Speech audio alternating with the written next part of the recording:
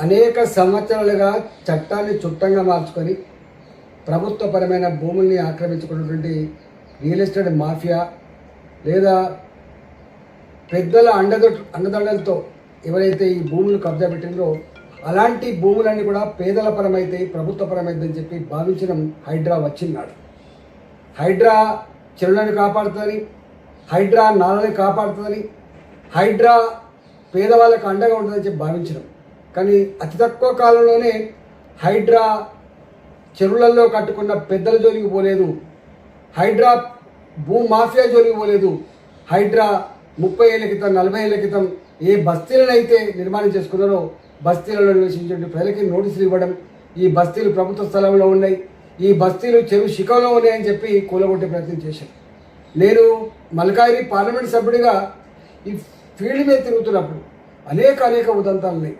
ఒక్కొక్కరు కాళ్ళ మీద పడి నా భర్త క్యాన్సర్ ఉన్నది, నాకు ఇది తప్ప ఇంకో మార్గం లేదని చెప్పి వేడుకున్నా. ఇవాళ బుచ్చమ్మనే రైతు కుక్కడపల్లిలో వాళ్ళ కాళ్ళ మీద పడి అయ్యా నాకు 3 బిడ్డలు, నాకు పట్టా భూమి నాకు కూలగొట్టదని చెప్పి వేడుకున్నా. ఆమె సూసైడ్ చేసుకున్నా. జొరలబండ లాంటి ఒడ్డెర కాలనీలలో 3 తరాలుగా ఉంటున్నాం మేము ఇక్కడ, ఇప్పుడు వచ్చి మేము మా ఇల్లు కూలగొడుతున్నామని చెప్పి వాళ్ళు కన్నీళ్ళు కార్చినా కూడా కనికరించలే హైడ్రా. ముఖ్యమంత్రి గారి అండదండలతో ఇవాళ వాళ్ళ మీద దౌర్జన్యం చేసే ప్రయత్నం చేసింది. అనేక మార్లు నేను ఫీల్డ్ మీద ప్రజలకు అండగా ఉండి హైడ్రా చెరువులు కాపాడతలేదు, హైడ్రా ప్రభుత్వ భూములు కాపాడతలేదు, హైడ్రా పేదల ఉసురు పోసుకుంటుందని చెప్పినాం, పేదల ఉసురు తగ్గుతారు కూడా చెప్పినాం. ఇవాళ అనేక సార్లు కోర్టు కూడా మందలించింది, నువ్వు చట్టానికి అతీతంగా ప్రవర్తిస్తున్నావు, నీ ఇష్టమైన వ్యవహరించడానికి వీళ్ళు అని చెప్పి ఎన్నిసార్లు వేడుకున్నా కూడా చివరికి ముఖ్యమంత్రే ముందుకొచ్చి హైడ్రా అనే పదం ఇవాళ హిట్లర్ నుంచి తెచ్చుకున్న, అంటే హిట్లర్ వారసత్వంగా తెలంగాణ కొనసాగుతుందని చెప్పి ఆయనే స్వయంగా మాట్లాడిన తర్వాత ఇలా రంగనాథ్ గారికి, హైడ్రాకి, కమిషన్కి ఎంత హక్కులు వస్తాయో దాన్ని బట్టి మనకు అర్థం కావాలి. అంటే రెవెన్యూ డిపార్ట్మెంట్ కంటే, పోలీస్ డిపార్ట్మెంట్ కంటే, మున్సిపల్ అడ్మినిస్ట్రేషన్ డిపార్ట్మెంట్ కంటే ఒక్క మాటలో చెప్పాలంటే ముఖ్యమంత్రి తర్వాత మళ్ళీ ముఖ్యమంత్రి అంత అధికారం ఉన్నట్టుగా నాకు ఎవరికి చెప్పాల్సి అక్కర్లేదు, ఎవరి మాట వినాల్సి అక్కర్లేదు, కోర్టులు పట్టించుకోవాల్సి అక్కర్లేదు అనే పద్ధతిలో కూడా వారు వివరించిన తీరు అత్యంత జుగుప్సాకరంగా ఉంది. ఇవాళ కోర్టు కూడా అనేక సార్లు నిన్ను జైలు పెట్టాల్సి వస్తుంది, నువ్వు అతీతంగా వివరిస్తున్నావని చెప్పి మందలించినప్పటికీ కూడా ఎక్కడ కూడా మార్పు రాలేదు. ఇవాళ 63 సార్లు కోర్టు దిక్కలకు పాల్పడినట్టుగా ఇలా మాట్లాడి రంగనాథ్ను వెంటనే తొలగించమని చెప్పి సిఎస్కి ఇవాళ కోర్టు ఆదేశించిన స్థాయికి వచ్చిందంటే ఇలా రంగనాథ్ కాదు, ఇక్కడ ప్రభుత్వానికి ఒక చెంపపెట్టులాగా ఉందని చెప్పి భావిస్తూ ఉన్నాను.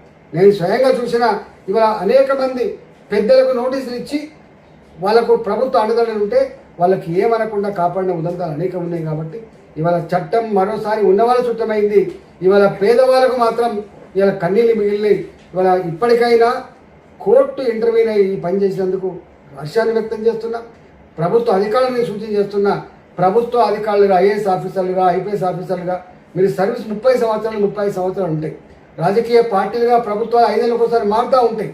కానీ మీరు ఇష్టానికి లోబడి కాకుండా చట్టాన్ని లోబడి పనిచేసే ప్రయత్నం చేయాలి తప్ప బాసుల ఆదేశాలని తూచ తప్పకుండా పాటించి కటకటాలు పాలైనటువంటి అనేక ఉదంతాలు ఉన్నాయి. కాబట్టి ఇప్పటికైనా బాసులు ఆదేశించగానే 100ల సంఖ్యలో బుల్డోజర్లు పోవడం, 100ల సంఖ్యలో ఈ సిమెంట్ కాంక్రీట్ వెహికల్ పోవడం, 100ల సంఖ్యలో పోలీసులు పెట్టి ప్రజల మీద దౌర్జన్య ప్రయత్నం చేయొద్దని చెప్పి నేను డిమాండ్ చేస్తూ ఉన్నా. ఇవాళ ఇప్పటికైనా ఈ చర్య జరిగినందుకు గర్విస్తూ ఉన్నా.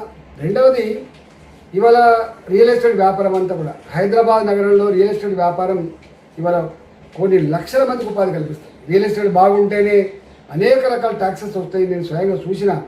కానీ ఈ హైడ్రా వచ్చిన తర్వాత లేక్ వ్యూ అనే పదం పోయింది, ఈ రివర్ వ్యూ అనే పదం పోయింది. ఇవాళ ఒక అపార్ట్మెంట్లో ఇల్లు కొనుక్కోవాలన్నా, ఒక గేటెడ్ కమ్యూనిటీలో ఇల్లు కొనుక్కోవాలన్నా హైడ్రా పర్మిషన్ తెచ్చినవా అని చెప్పి అడిగేటువంటి స్థాయికి వచ్చింది. ఇలా మొత్తం రియల్ ఎస్టేట్ రంగం అంతా కుదేలైపోయింది. హైదరాబాద్లో లక్షల మందికి ఉపాధి లేకుండా పోయింది. ఇలా రియల్ ఎస్టేట్ వ్యాపారుల గుండెల్లో రైలు పరిగెత్తా ఉన్నాయి. నేను ఒకటే అంటున్నా, వ్యాపారం చేసుకునేవాడిని సపోర్ట్ చేయమంటలేను. కానీ ఇవాళ హైడ్రా పర్మిషన్ అనేటువంటి పదం వచ్చిన తర్వాత ఎవడు అపార్ట్మెంట్ అమ్ముకోగలుగుతాడు, ఎవడు ఇలా ఇల్లు అమ్ముకోగలుగుతాడు, ఎవడు లేక్ వ్యూ అని పెట్టుకోగలుగుతాడు, ఎవడు ఇలా రివర్ వ్యూ అని పెట్టుకోగలుగుతాడు. ఇంత భయానకమైన వాతావరణం ఏర్పడింది. కాబట్టి దీంట్లో మిడిల్ క్లాస్ కూడా 30 ఏళ్ళ క్రితం మేము కొనుక్కున్న భూమి, 30 ఏళ్ళ క్రితం కట్టుకున్న ఇల్లు ఇప్పటికి కూడా మాకు నోటీసులు వస్తున్నాయని చెప్పి భయపడే పరిస్థితి వచ్చింది. ఇవాళ ప్రభుత్వం ఇప్పటికైనా గుణపాఠం తెచ్చుకొని ఇది రంగనాథ్కి ఇచ్చినటువంటి ఆర్డర్ కాదు, ఇది తెలంగాణ ప్రభుత్వానికి రేవంత్ రెడ్డి సర్కార్కి ఒక చెంపపెట్టులాగా ఉండేటువంటి ఆస్కారం ఉంది. కాబట్టి ఇప్పటికైనా రేవంత్ రెడ్డి గారు ఇలా బేజాలకు పోకుండా కింద ఏం జరుగుతుందో చూడు. ఇవాళ మొత్తం ఈ ప్రభుత్వం ఏర్పడిన తర్వాత 2.5 సంవత్సరాల కాలంలో అతి ఎక్కువ ప్రజలతో చీకొట్టించుకునేటువంటి ఇవాళ సంస్థ ఏంటంటే హైడ్రా. దానివల్ల ఈ ప్రభుత్వానికి అయితే చెడ్డ పేరు వచ్చిందో మీకు ఇవాళ తెలియకపోవచ్చు, రాబోయే కాలం తప్పకుండా తెలుస్తుంది. దీని మూల్యం రేవంత్ రెడ్డి సర్కారే చెల్లిస్తుందని చెప్పి సందర్భంగా తెలుసుకోవాలి. పదానికి ఎవరికి అర్థం తెలియదు.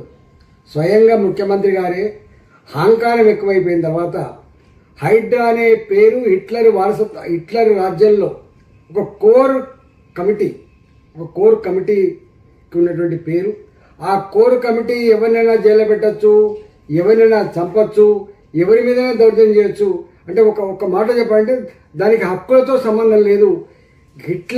హిట్లర్ కొన్ని వేల మందిని గ్యాస్ పైపులలో పంపించేటువంటి ఒక గట్లాంటి సంస్థ ఇది. ఆ సంస్థని ఈయన ఇన్స్పిరేషన్ తీసుకొని, ఈయన ఆదర్శంగా తీసుకొని ఇలా పెట్టినా అని చెప్పి తనే చెప్తున్నాడు. మనం చెప్పట్లేదు. హైడ్రా అనేటువంటి పదం ఎక్కడి నుంచి వచ్చిందో అని చెప్పి చాలామంది అనుకున్నారు. కానీ హైడ్రా హిట్లర్ రాజ్యంలో ఇంత దుర్మార్గాలకు ఒడిగట్టిన సంస్థ అని చెప్పి మాత్రం ఎవరికి తెలియదు. ఇవాళ అదే పని ఈ రాష్ట్రంలో చేసింది.